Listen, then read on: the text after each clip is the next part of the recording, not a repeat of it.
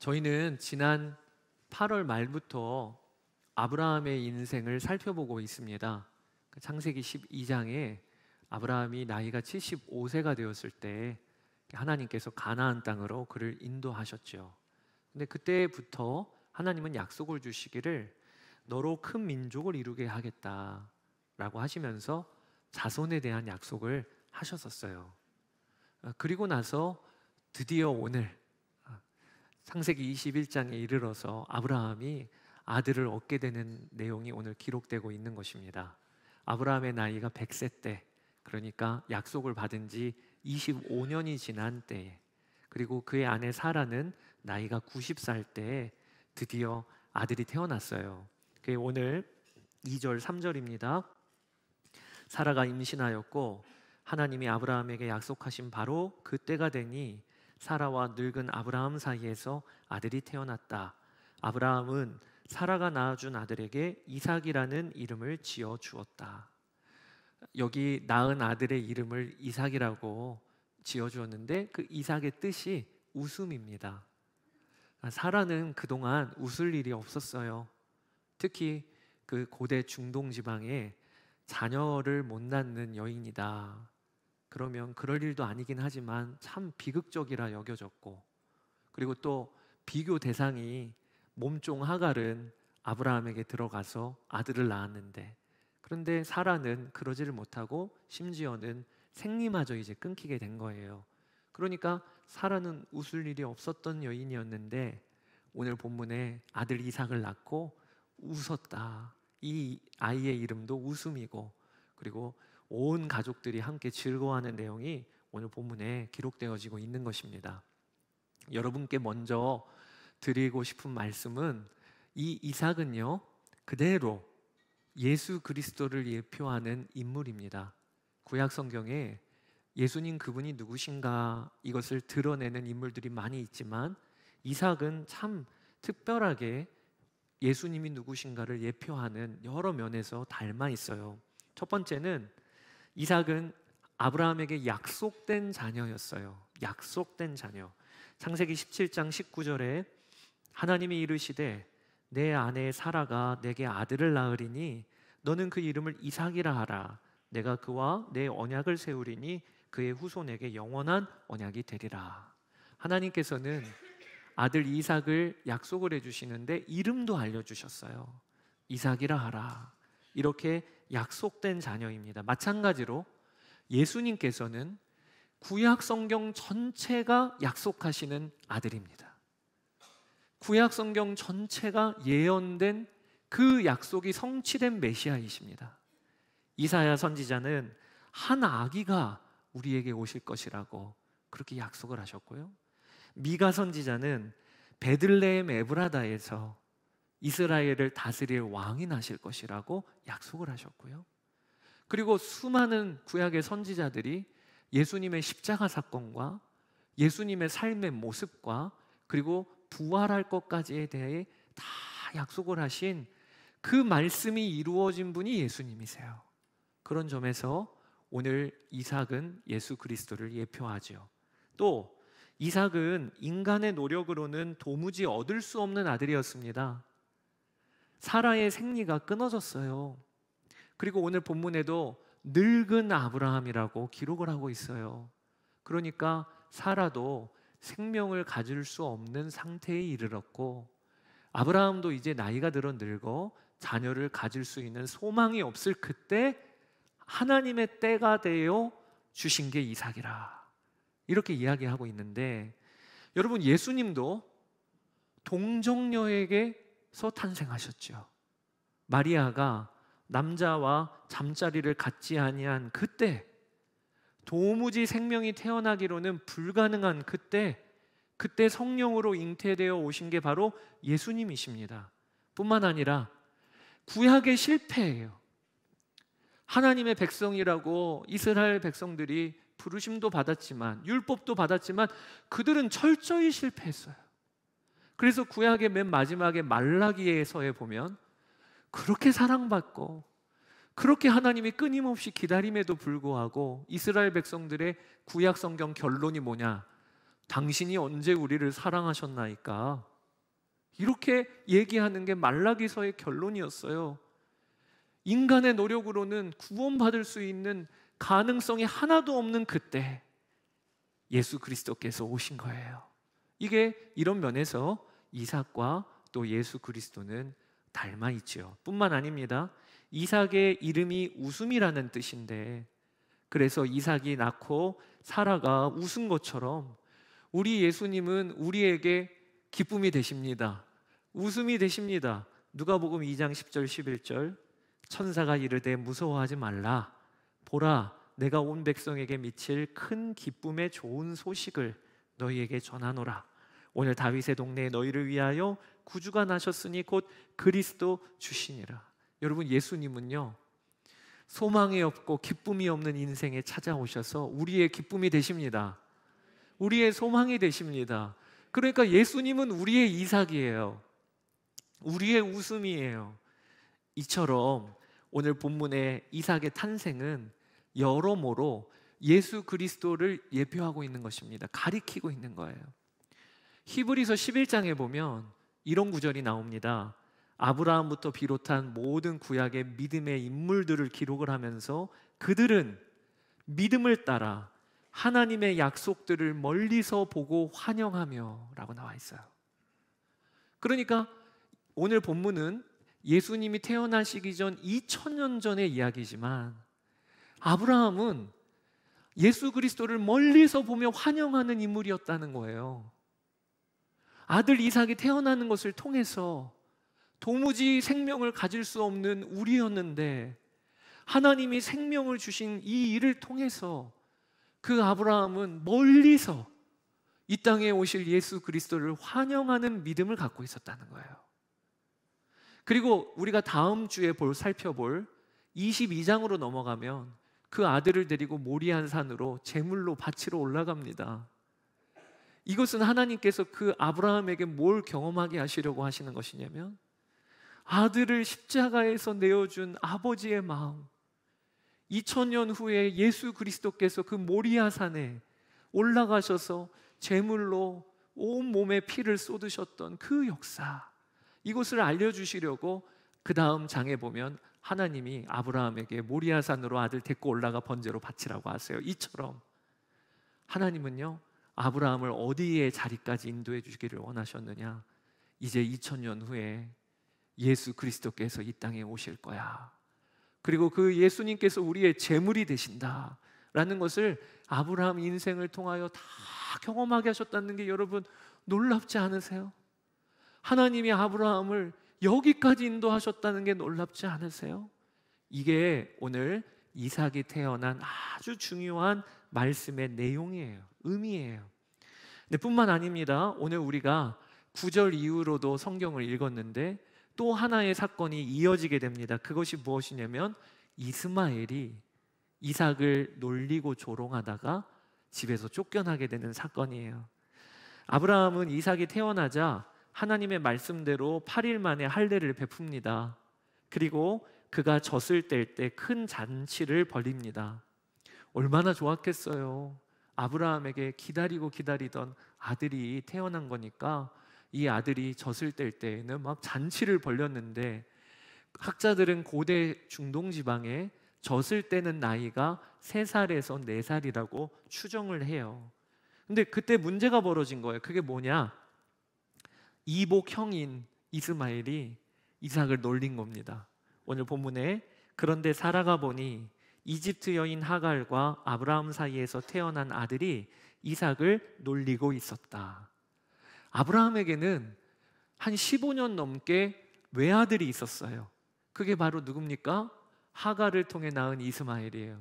그러니까 이스마엘 입장에서는 이 집안의 장남이자 외동 아들로 그동안 15년이 넘도록 있었단 말입니다. 오늘 본문의 이스마엘 나이를 학자들은 17세에서 18세로 추정합니다. 이삭과는 14년 터울이 있었던 거예요. 그 당시에 17세에서 18세는 청소년 아닙니다. 다 자란 성인 정도로 취급을 받는 나이예요. 그런데 이스마엘이 얼마나 마음이 괴로웠으면 그러지 않았겠어요? 자기가 이 집에 오랫동안 외아들이었고 유업을 이을 자였는데 하루아침에 이복 동생, 그러니까 본처인 사라에게서 아들이 태어나니까 온 집안의 관심이 거기로 쏠려요. 아버지 아브라함의 관심도 거기로 쏠려요. 그리고 또 자기의 어머니인 하갈을 보니까 하갈이 이삭이 태어나고 나서는 얼굴에 근심이 가득한 거예요. 그러지 않았겠어요? 하갈 입장에서도 그동안은 자기 아들이 이 집안의 기업을 이을 거라고 생각을 했는데, 그런데 기적과 같이 본처인 사라에게 아들이 태어났어요. 하갈은 알았겠지요. 우리 아들에게 어떤 일이 벌어질지. 그러니까 하갈의 얼굴이 표정이 근심이 가득한, 그것을 보는 아들의 마음도 얼마나 괴로웠겠어요. 그래서 그런지 오늘 이 이복 동생인 이삭을 괴롭히는데 성경에서는 조롱하였다라고 하는 이 조롱이요, 위협이 섞인 조롱이에요. 9절에 보면 놀리다라고 하는 단어가 위협이 섞인 조롱이에요. 갈라디아서 4장에 보면 사도 바울은 이 사건을 언급하면서 뭐라고까지 표현했냐면 이스마엘이 이삭을 박해하였다, 그리고 학대하였다 라고까지 쓰고 있습니다. 여러분, 우리도 그렇잖아요. 어린아이 키우다 보면 그 형이 동생 태어나고 나면 몰래 꼬집고 꿀밤 때리고 엄마 아빠 안 볼 때 발길로 걷어차기도 하고, 오늘 그런 일이 벌어졌는데 문제는 사라가 그것을 봤어요. 그리고 사라는 아브라함에게 아주 강하게 요구하기를, 이름도 안 부릅니다. 여종과 그 아들을 내쫓으라고 그렇게 요구를 합니다. 저 여종의 아들은 나의 아들 이삭과 유산을 함께 받을 수 없으니 저 여종의 아들을 내보내라, 이렇게 요구를 해요. 아브라함이 그로 인하여 몹시 마음이 괴로웠다고 오늘 본문에 기록이 됩니다. 아버지로서 15년 넘게 키운 아들을, 이 아들을 내어보내야 된다는 게 이게 쉬운 일이겠습니까? 그리고 아브라함은 꼭 그래야만 되냐라고 아마 물어봤을 거예요. 그런데 그때 하나님이 아브라함에게 말씀을 주시기를 사라 말 다 따르라, 그렇게 말씀을 주세요. 그러면서 걱정하지 말아라. 그게 12절입니다. 하나님이 그에게 말씀하셨다. 그 아들과 그 어머니인 여종의 일로 너무 걱정하지 말아라. 이삭에게서 태어나는 사람이 너의 씨가 될 것이니 사라가 너에게 말한 대로 다 들어주어라.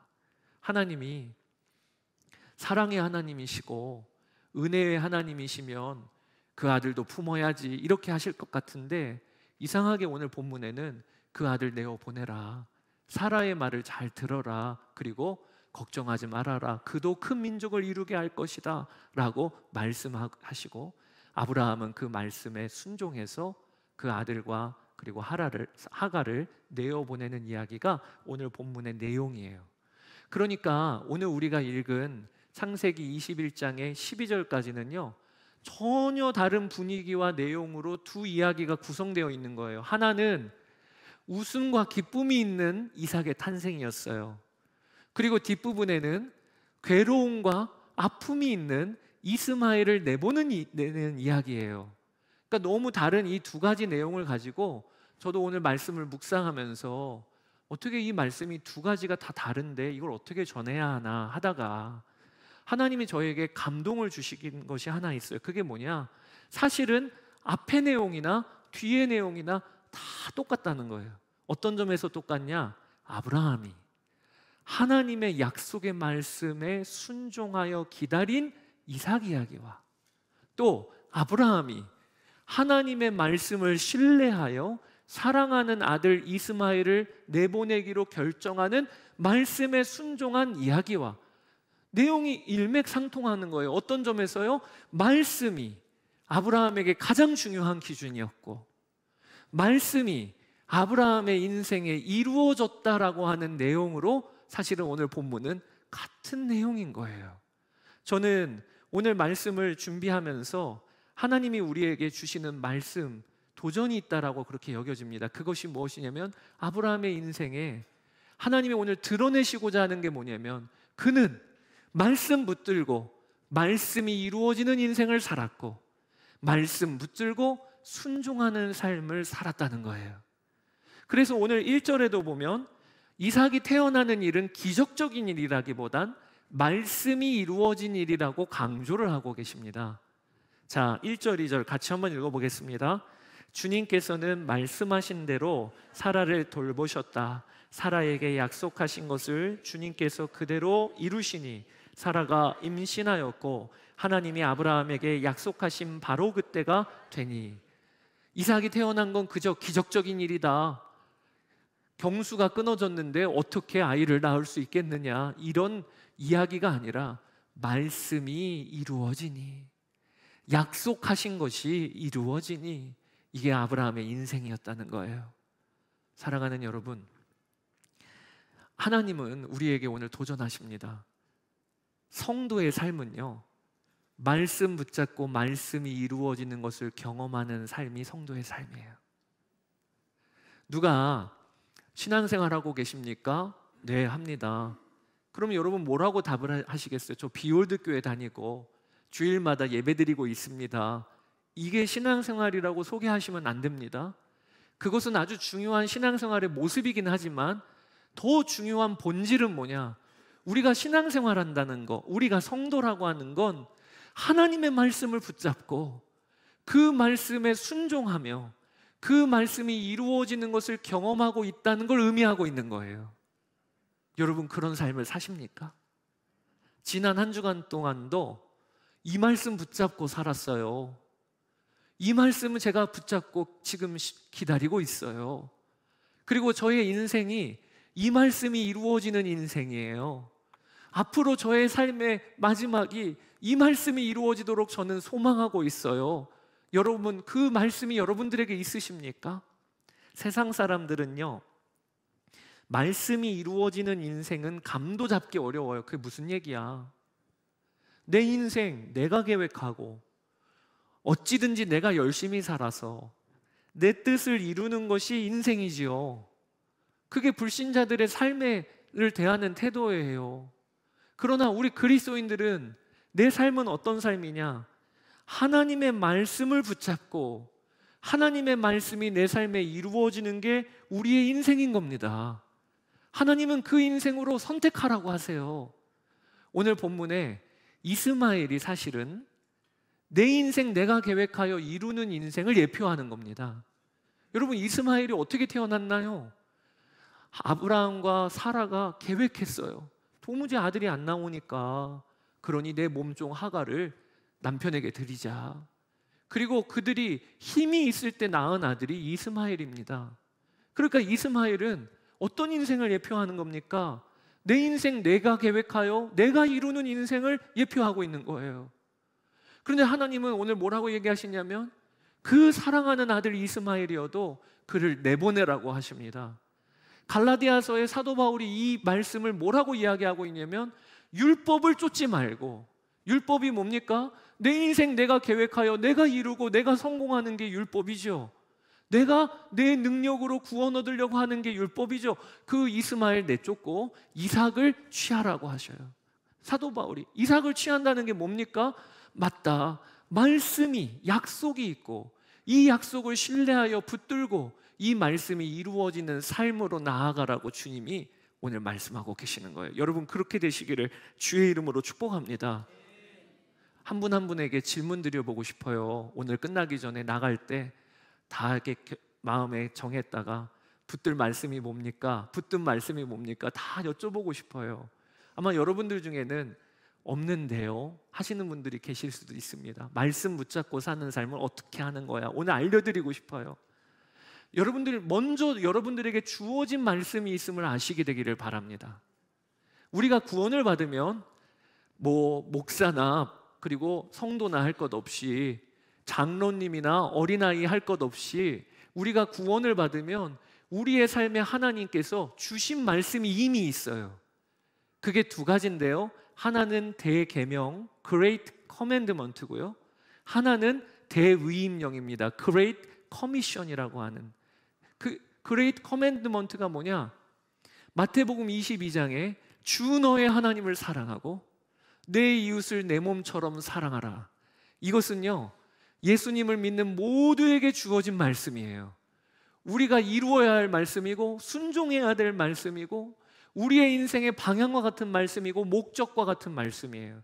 아울러 대위임령, 우리 비올드 교회의 표어지요. 마태복음 28장에 가서 모든 민족으로 제자를 삼고 너희에게 분부한 모든 것을 가르쳐 지키게 하라 라고 하는 이 말씀도 우리 모든 성도들에게 주시는 말씀이에요.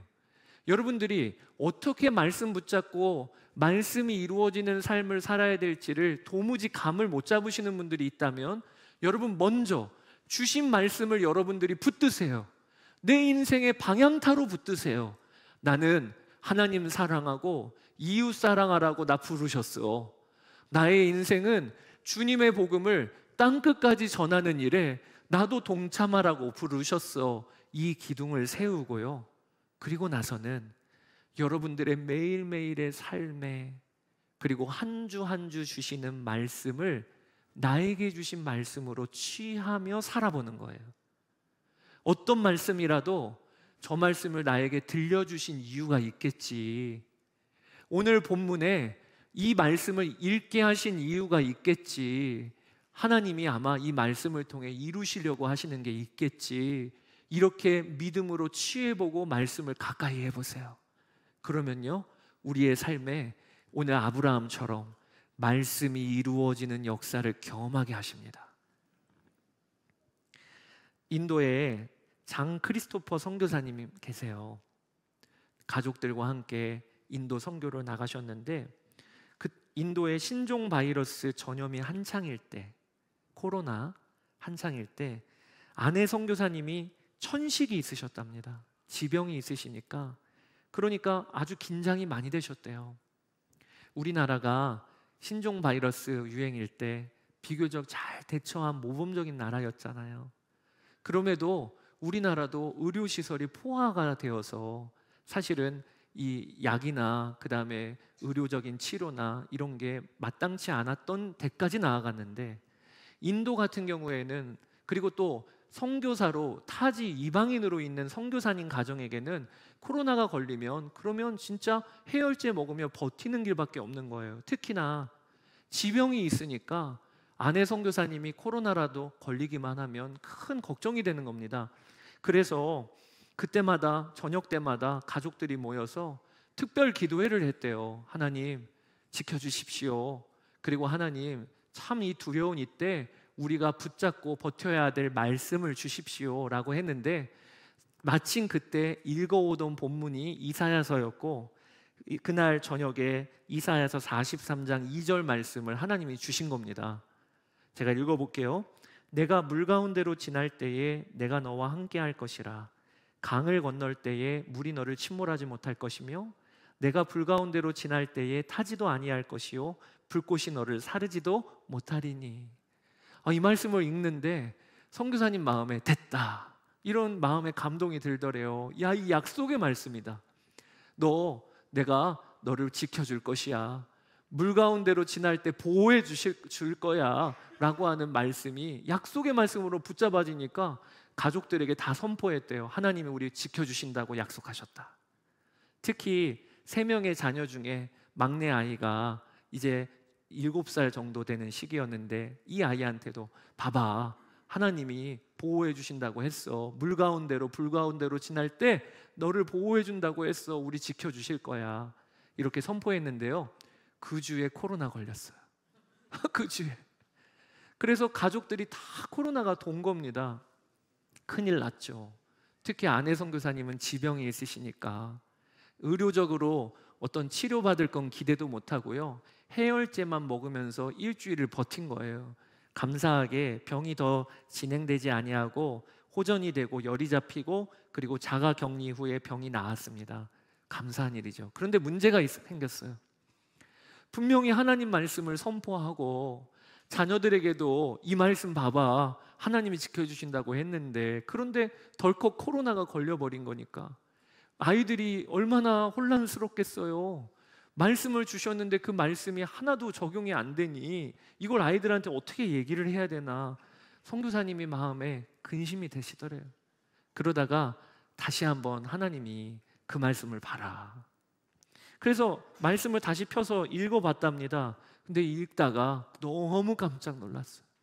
내가 말씀을 정말 오해했구나, 이런 생각이 들 정도로. 다시 읽어보니까 이사야서 43장 2절, 여러분들도 한번 잘 따라와 보세요. 내가 물 가운데로 지날 때에 내가 너와 함께 할 것이라. 선교사님은 어떤 걸 기대했느냐? 물 가운데로 안 지나게 하실 줄 알았어요.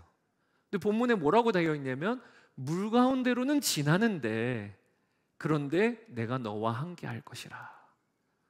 이 말씀을 보니까 다시 해석이 되는 거예요. 맞네. 우리 가정이 코로나가 안 걸리는 게 아니라 코로나가 걸리긴 걸렸지만 그러나 하나님이 함께 하심으로 지켜주셨네. 그 다음 구절도 또 눈에 들어오기를 내가 불 가운데로 지날 때 타지도 아니할 것이요 불꽃이 너를 사르지도 못하리니. 이 말씀도 똑같아요.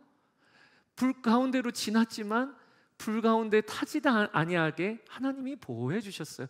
이게 깨달아지니까 할렐루야, 하나님이 말씀을 이루셨어. 그래서 그 7살 된 셋째를 불러다가 알아듣던 못 알아듣던 설명을 해준 거예요. 하나님 봐봐, 하나님이 우리 지켜주신 거야. 말씀이 안 이루어진 게 아니라 정확히 이루게 하신 거야. 이렇게 설명을 했는데 셋째는요, 듣든지 말든지 뭔 얘기인지 모르는 것 같더래요. 그런데 그 주간에 가정 예배를 드리는데 이 아이의 입에서 이런 고백이 나오더래요. 하나님, 불 가운데 지날 때 지켜주셔서 감사합니다. 코로나는 걸렸지만 하나님 돌봐주셔서 감사합니다. 그런 간증을 하시더라고요. 이 아이에게 얼마나 복인가.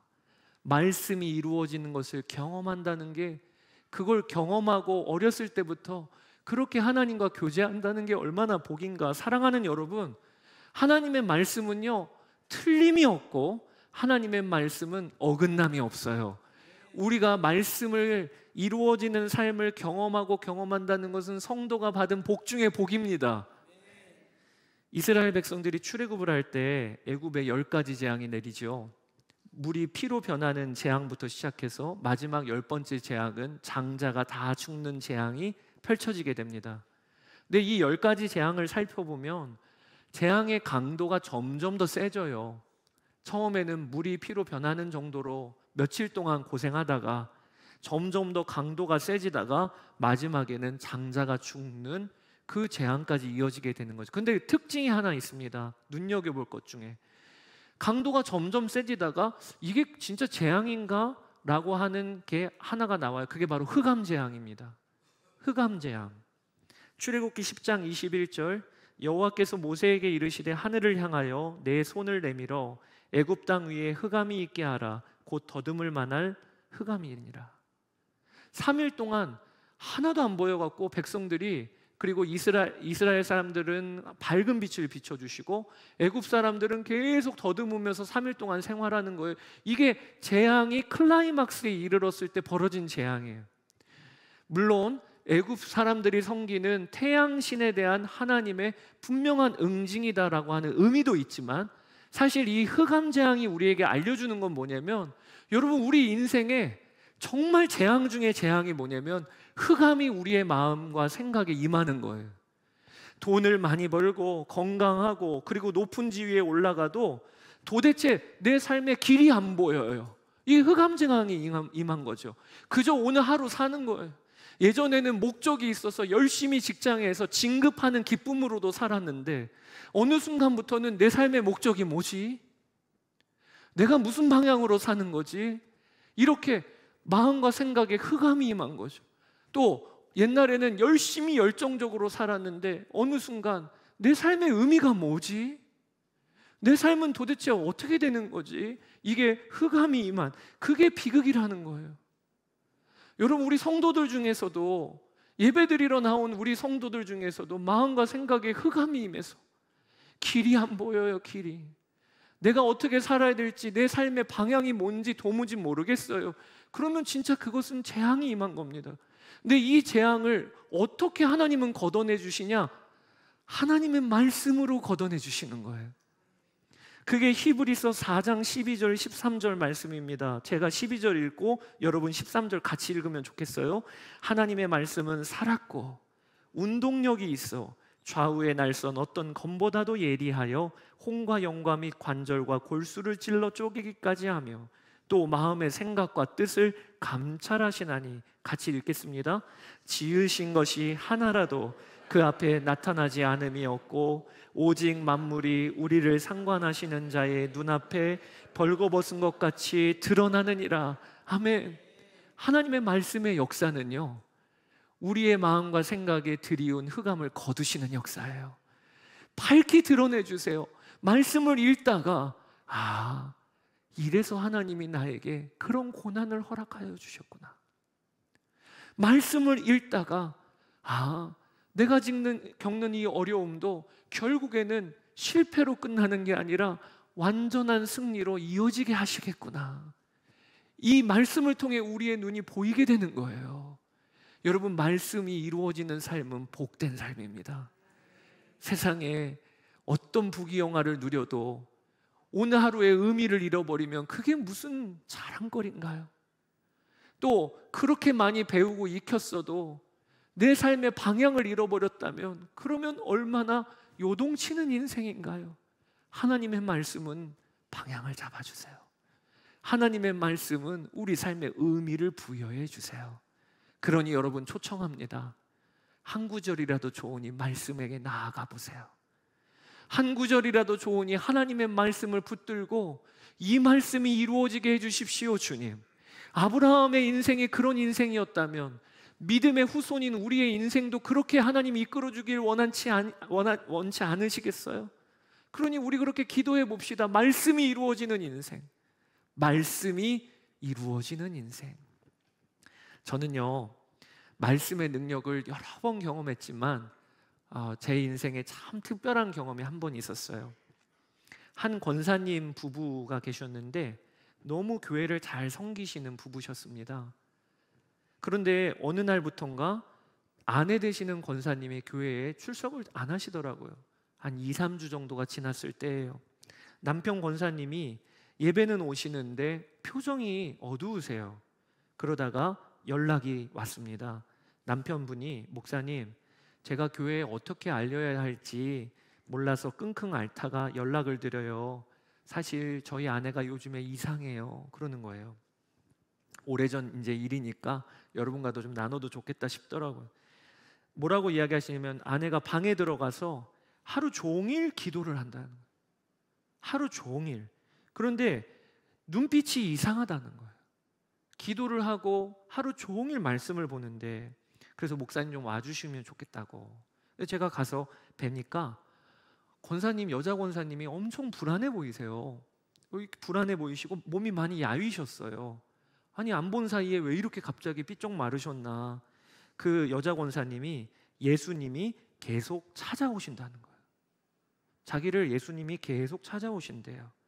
그러면서 어느 한 목사님의 모습으로 찾아오신다는, 이상하다, 왜 이런 역사일까. 그러면서 찾아오신 예수님이 계속해서 기도하라, 말씀을 보라, 이렇게 요구하셔서 자기는 기도방에 들어가서 거기에서 계속 기도한다는 거예요.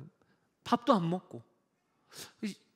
맞는 이야기긴 하는데, 아니, 기도하라, 말씀 보라, 이거는 주님이 우리에게 요구하시는 이야기긴 맞는데 증상은 영 아닌 거예요.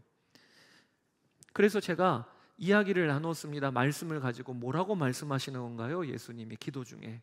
또 예수님이 어떻게 우리 권사님에게 감동을 주시나요? 그랬더니 여러 이야기 중에 이런 이야기를 하셨어요. 예수님이 골방에서 만나자, 내가 골방에 있다 라고 하시더래요. 은밀한 중에 너의 골방에 들어가 기도하라 라고 하는 말씀이 아마 근거가 되는 건가 보죠. 그런데 내가 골방에 있다, 골방에서 만나자. 그때 제 마음에 불현듯 하나님 말씀이 떠올랐어요.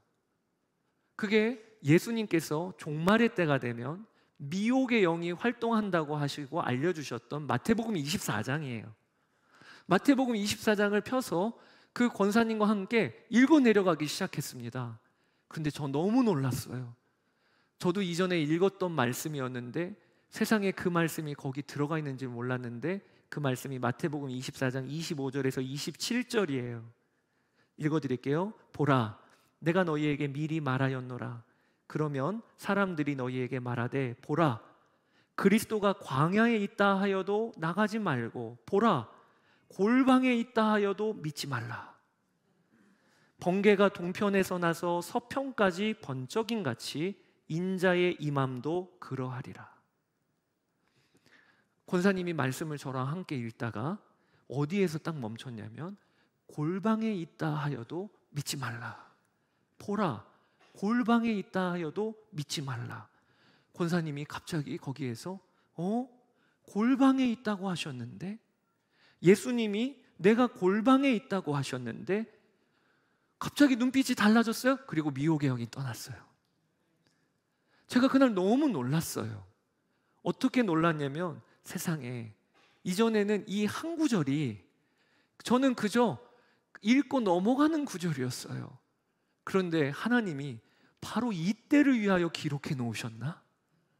바로 이때를 위해서 권사님이 미혹의 영에 골방에 있다, 골방에서 만나자라고 했던 이 말씀에 미혹을 당하는 걸 하나님이 아시고 바로 이 구절, 보라 골방에 있다 하여도 믿지 말라라고 하는 이 구절을 기록해 놓으셨나?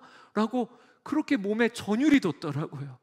여러분, 제가 그 경험을 통해서 알게 된 게 하나님의 말씀은요, 한 단어도 허투루 쓰여진 단어가 없어요.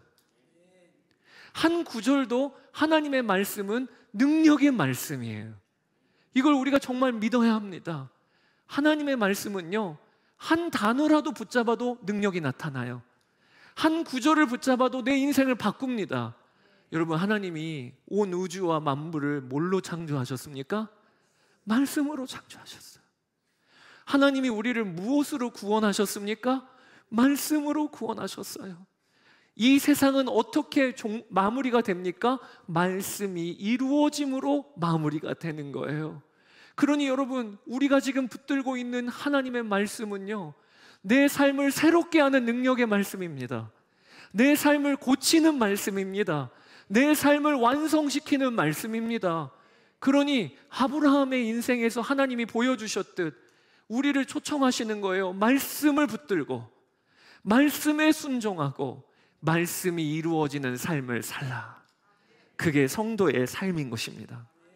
저는 우리 비월드 교회와 성도들과 매일 성경 한 장을 읽고, 그리고 어떤 성경은 비홀드 모닝으로 성도들이 다 같이 하루에 한 장씩 읽는 이 훈련과 운동을 하고 있어요.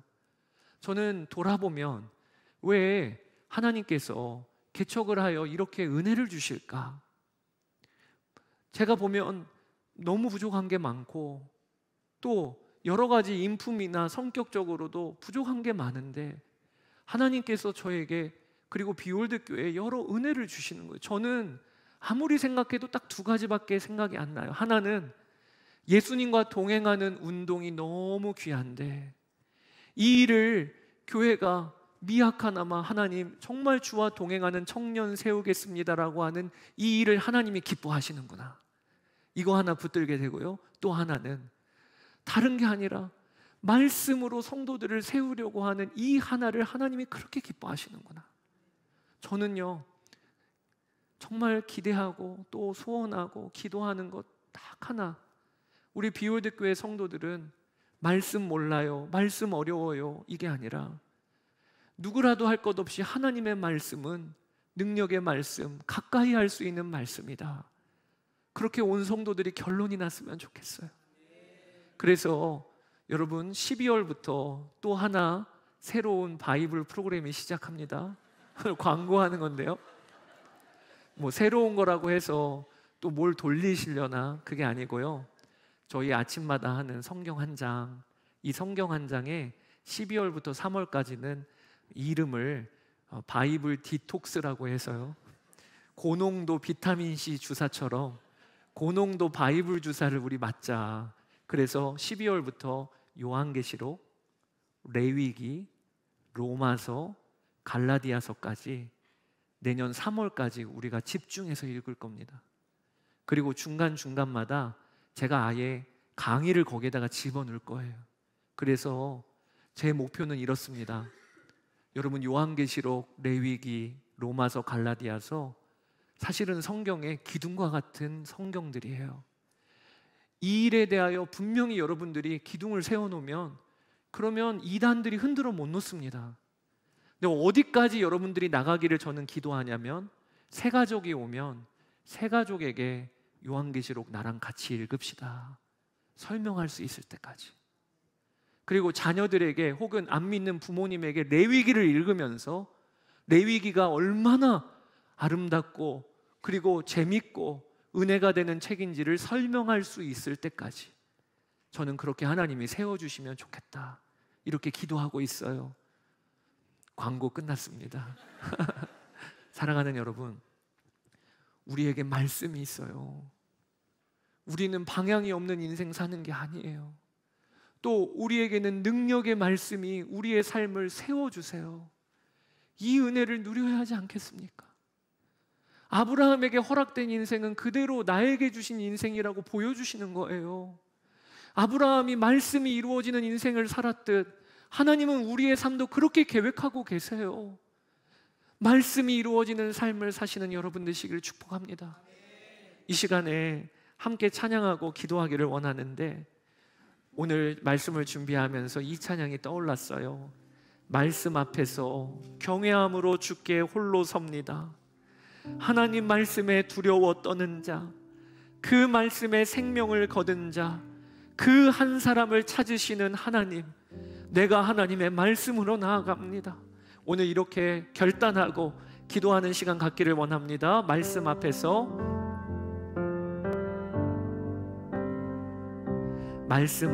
경외함으로, 말씀 앞에서 경외함으로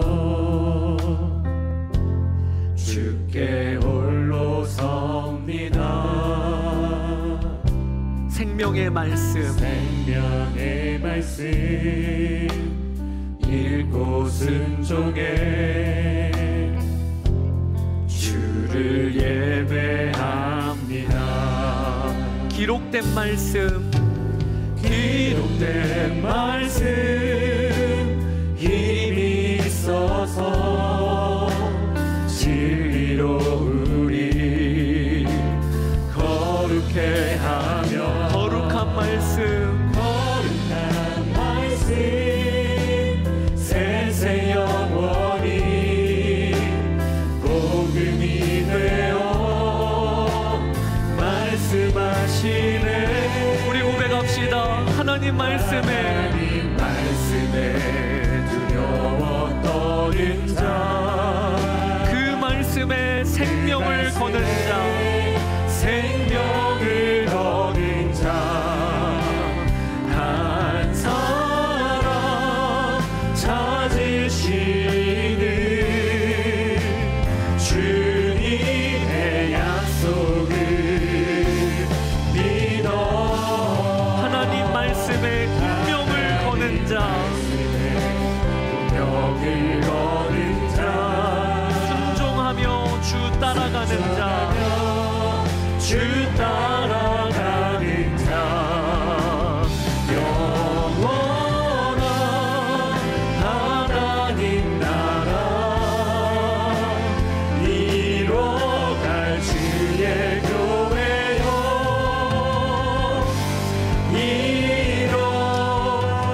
주 말씀은 우리를 구원에 이르는, 주 말씀은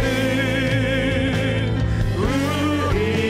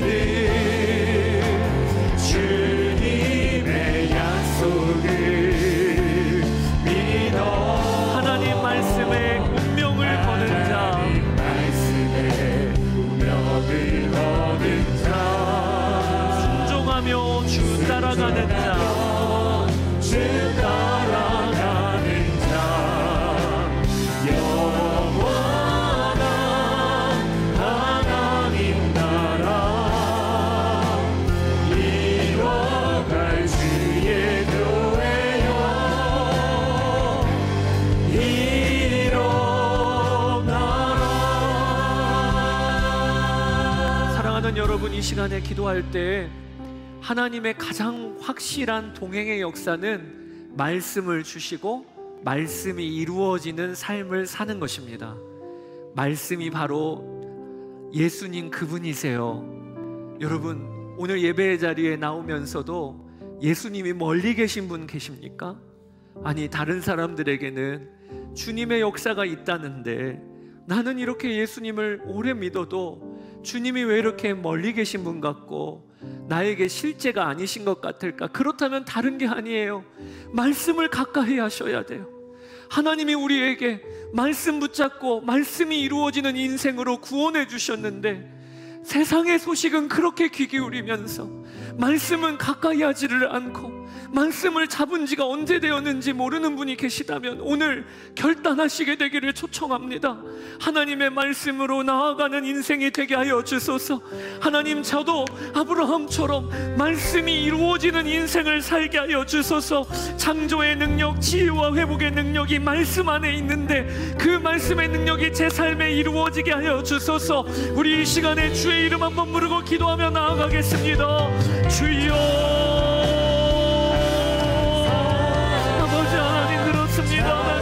하나님의 말씀이 내 삶 가운데 이루어지게 되기를 원합니다. 아버지 하나님, 말씀이신 우리 주 예수 그리스도와 교제하고 말씀이신 우리 주 예수 그리스도와 동행하는 우리의 삶이 되게 하여 주소서. 아버지 하나님의 말씀이 하나님 우리에게 선포되어졌을 때 그 말씀 붙잡고 아멘하며 나아가는 저희들 되기를 원합니다. 아버지 하나님, 주님의 성령께서 우리로 하여금 말씀으로 나아가게 하여 주시고 말씀을 붙잡게 하여 주시기를 원합니다. 아브라함이 말씀이 이루어진 인생을 살았듯 하나님 우리도 말씀이 이루어진 인생을 살기를 원합니다. 아버지 하나님의 말씀이 우리의 삶 가운데 들어와 하나님의 말씀으로 나아가고 하나님의 말씀을 붙잡고 내 뜻이 아니라 말씀이 이루어지고 하나님의 말씀이 내 삶을 바로잡아주고 하나님의 말씀이 내 삶의 방향을 잡아주는 역사가 아버지 하나님 일어나게 되기를 갈망하고 원합니다. 나의 주 나의 아버지 하나님, 은혜를 더하여 주소서. 아버지 하나님, 주님의 말씀이 우리의 삶 가운데 붙잡아지는 역사가 일어나게 하여 주소서. 오 나의 주 나의 아버지 하나님, 우리 주님을 찬양합니다. 오늘도 기도 가운데 우리의 눈을 활짝 열어 주소서. 말씀의 사람이 되게 하여 주소서. 나의 주 나의 아버지 하나님, 감사합니다. 주님 찬양합니다. 아멘 아멘. 우리 연이어 기도할 때 여러분들의 삶에 흑암이 임한 그런 분 계십니까? 열심히는 살았는데 어느 순간 방향을 잃어버렸어요. 열심히는 내가 오늘도 이번 한 주간도 살았는데 마음이 공허해요. 내 인생의 의미가 뭘까? 이렇게 살면서 이게 인생일까? 이런 분이 계시다면 여러분, 말씀이 필요합니다. 정말 어떨 때에는 밥맛이 없어도 병 걸린 환우들이 꾸역꾸역이라도 밥을 먹으면서 건강이 회복되는 것처럼 여러분, 말씀을 신뢰하세요. 하나님의 말씀은 한 구절이라도 나를 살리시는 능력이 있습니다. 한 단어라도 나를 새롭게 하시는 능력이 있습니다. 말씀으로 나아가 하나님 말씀으로 회복되게 하여 주십시오. 우리의 생각과 마음에 드리워진 흑암이 거두어지게 하여 주시옵소서. 우리 자녀들에게, 우리 부모님에게, 우리 친구들에게 드리워졌던 흑암이 거두어지게 하여 주시옵소서. 주의 이름 한번 부르고 기도하며 나아갑시다. 주여, 오 나의 주 나의 아버지 하나님, 오 나의 주 나의 아버지 하나님, 하나님의 말씀을 내 삶을 밝히 드러내시는 말씀, 나의 방향을 밝히 드러내시는 말씀, 하나님 말씀으로 나아가는 역사가 우리 가운데 일어나게 되기를 원합니다. 아버지 하나님, 우리의 마음과 생각 가운데 드리워진 흑암이 거두어지는 역사가 일어나게 되기를 원합니다. 오늘도 예배의 자리에 나온 우리 성도들 한 사람 한 사람 가운데 아버지 하나님의 말씀의 역사가 일어나게 하여 주소서. 분주하고 바쁘게 살았지만 방향을 잃어버리고 아버지 성공하고 이루었다고 하지만 마음이 공허한 이들이 있다면 하나님의 말씀의 역사가 필요함을 알게 하여 주시고 하나님의 말씀을 붙잡고 다시 한번 그 위에 서는 역사가 오늘 우리 온 성도들에게 일어나게 되기를 원합니다. 비올드 교회 안에 말씀이신 주님과 동행하는 우정들이 일어나게 하여 주시고 비올드 교회 안에 말씀이신 주 예수님과 동행하는 역사들이 아버지 하나님 일어나게 하여 주시기를 갈망하고 원합니다. 오늘도 예배 자리에 나온 우리 성도들 한 사람 한 사람 가운데 주의 성령께서 임재하여